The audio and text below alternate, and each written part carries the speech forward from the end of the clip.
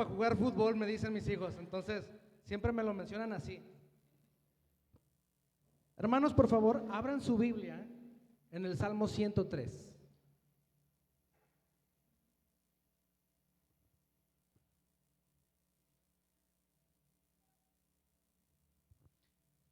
En el Salmo 103.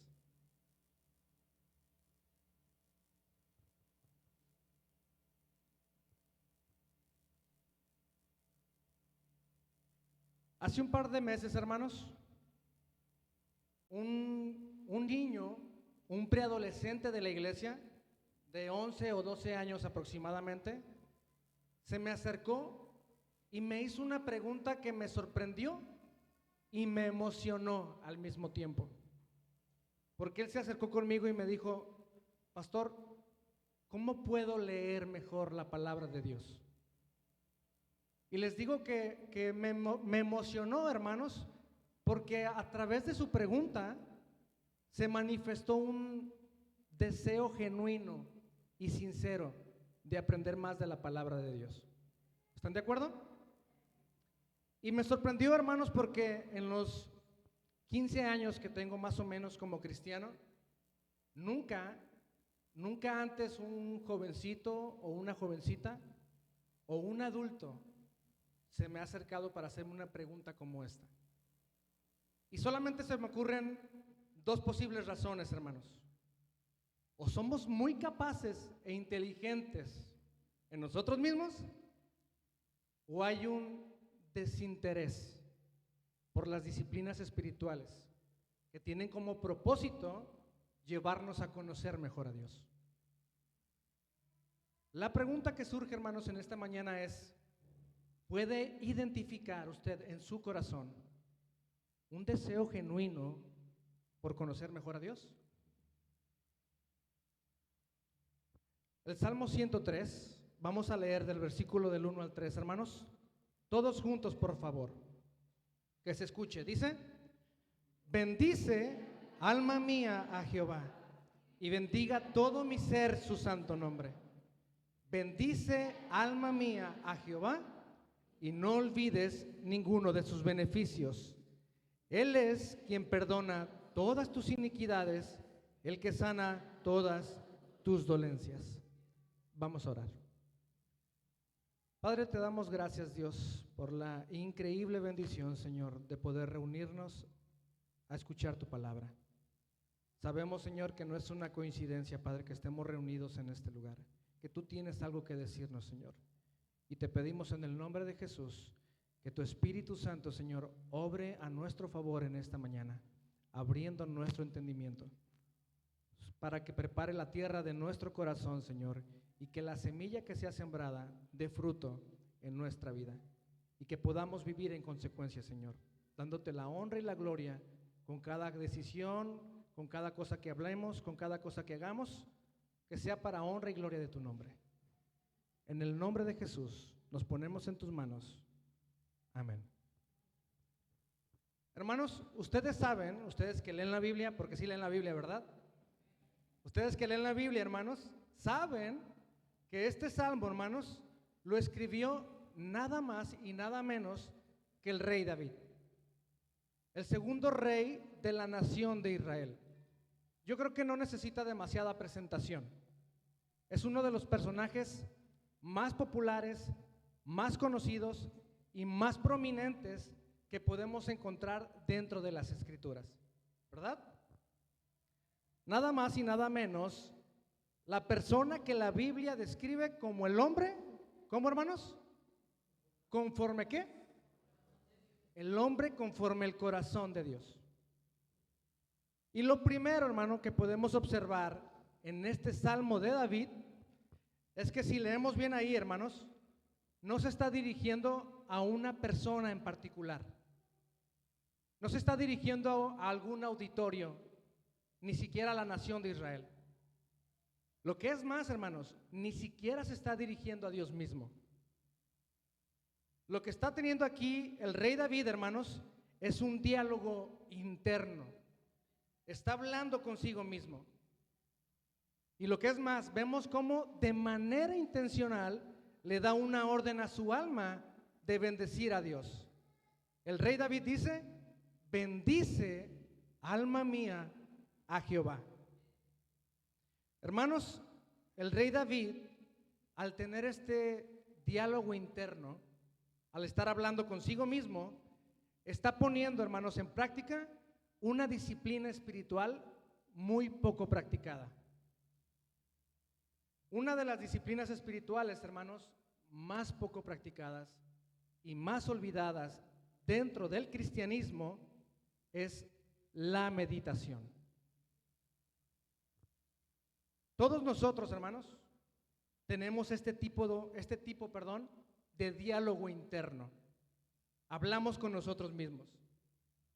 Y generalmente, hermanos, escuchamos más atentamente nuestros propios pensamientos cuando estamos lejos del ruido, de la algarabía, lejos de las ocupaciones. ¿Qué tal cuando nos estamos bañando? ¿A poco no escucha más atentamente sus propios pensamientos? ¿O cuando va manejando y está solo? ¿O cuando va caminando y hasta tiene diálogos con usted mismo, ¿no? ¿Qué tal, hermanos, después de que tenemos una discusión con alguien?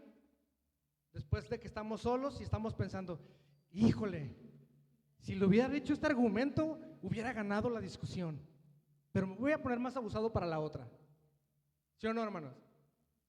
O los que están en la escuela, los jovencitos, y me tengo que poner más abusado en las matemáticas, porque si no voy a reprobar. Las amas de casa están pensando todo el día, ¿y ahora qué le voy a hacer de comer al viejo? Nada le gusta, ¿no? Y normalmente, hermanos, esos pensamientos están guiados por las situaciones o por las circunstancias del día a día. Va pensando, híjole, tengo que ir por mi hijo, de ahí voy a Coppel, de Coppel voy al banco, y está teniendo este diálogo con usted mismo, ¿no? Pero, como les decía, normalmente, hermanos, ese diálogo interno suele ser muy disperso o están guiadas por las circunstancias del día con día. Según la definición de la RAE, hermanos, el significado de meditación es reflexionar, contemplar y enfocar los pensamientos en algo. ¿Sí está claro?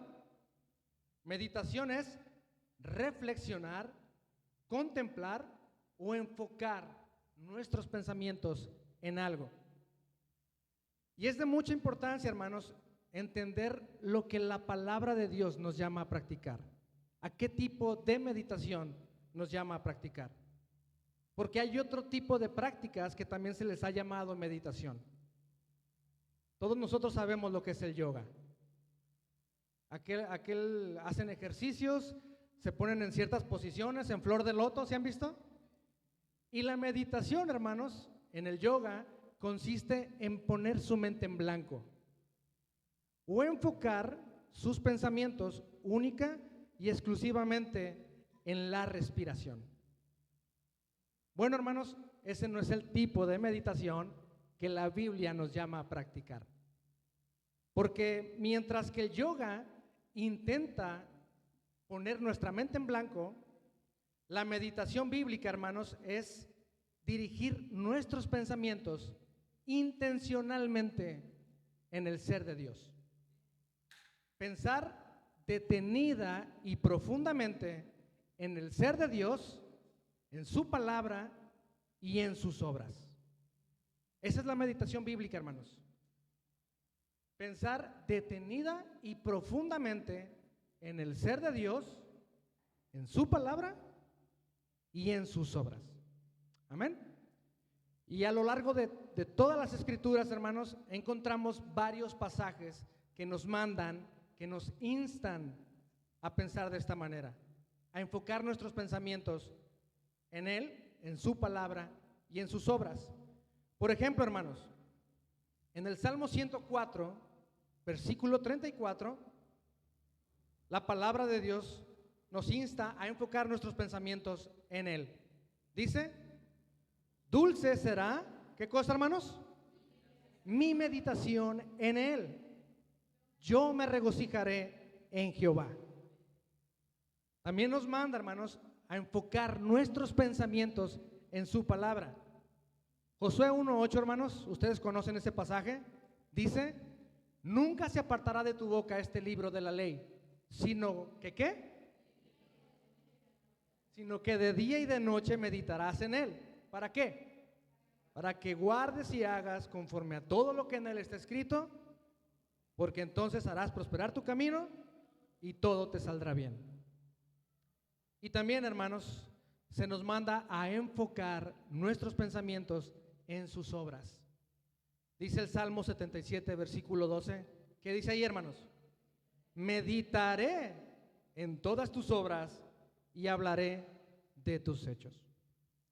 Y hermanos, en el Salmo, el versículo principal que leímos del rey David, es como si a través de la meditación, hermanos, el salmista hiciera una reflexión profunda y detenida de quién es Dios, que esa meditación, hermanos, lleva al rey David a decirle a su alma: bendice, alma mía, a Jehová.